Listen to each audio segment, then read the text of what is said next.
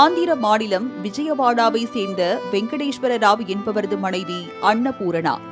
55 வயதான இவர் தோழியுடன் கடந்த 15ஆம் தேதியன்று திருவண்ணாமலை அண்ணாமலையார் கோயிலுக்கு சென்றிருந்தார்.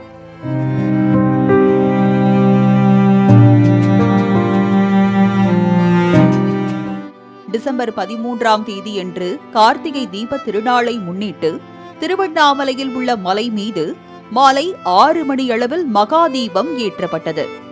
இந்த விழாவை காண்பதற்கு உள்ளூர் மற்றும் வெளியூர்களை சேர்ந்த 2 லட்சத்திற்கும் அதிகமான பக்தர்கள் சென்றிருந்தனர்.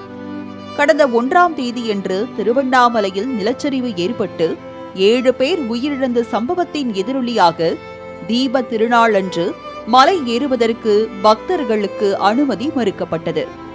ஆனால் இதனை அறியாத அன்னபூரணி மற்றும் இன்னொருவர் மலை மீது ஏறி அங்கு எரிந்து கொண்டிருக்கும் தீபத்தை தரிசனம் செய்வதற்காக சென்றனர். சுமார் 2000 அடி தொலைவுக்கு மலையில் ஏறியதை தொடர்ந்து இருவரும் தனித்தனியே பிரிந்தனர்.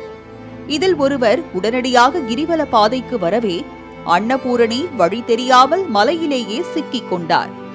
உடனே தனது செல்போனில் யாரையாவது தொடர்பு கொள்ளலாம் என பார்த்தால் செல்போன் சுவிட்ச் ஆஃப் ஆனது தெரிய வந்தது. ஒற்றையடி பாதை வழியே தேடி அலைந்து எந்த திசையில் செல்வதென்றே தெரியாமல் தடுமாறியவர் அடர்ந்த மரங்கள் உள்ள பகுதியில் சிக்கினார். இதனிடையே அன்னபூரணி மாயமானது குறித்து உடன் வந்தவர் அளித்த தகவலின் பேரில் வன காப்பாளர் ராஜேஷ் உள்ளிட்ட வனத்துறையினர் மலை மீது ஏறி தேடினர்.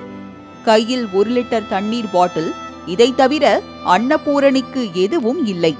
சிறிது நேரத்தில் தண்ணீரும் காலியாகவே உணவின்றி தவித்தார்.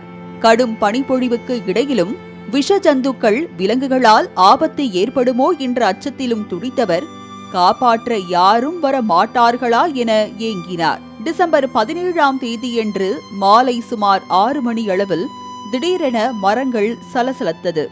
காட்டு விலங்கு ஏதோ ஒன்று தன்னை தாக்க வந்திருப்பதாக பயந்து போன அன்னபூரணி குலை நடுங்கி போனார்.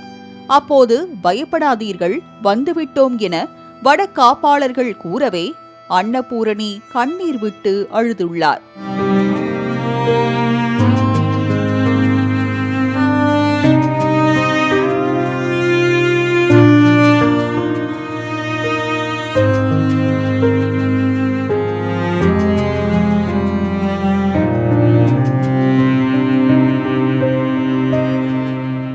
பசியிலும் பயத்திலும் சோர்ந்து பலவீனமாக இருந்த அன்னபூரணியை வடக்காப்பாளர் ராஜேஷ் என்பவர் தனது முதுகில் சுமந்தபடியே பத்திரமாக அழைத்து வந்தார்.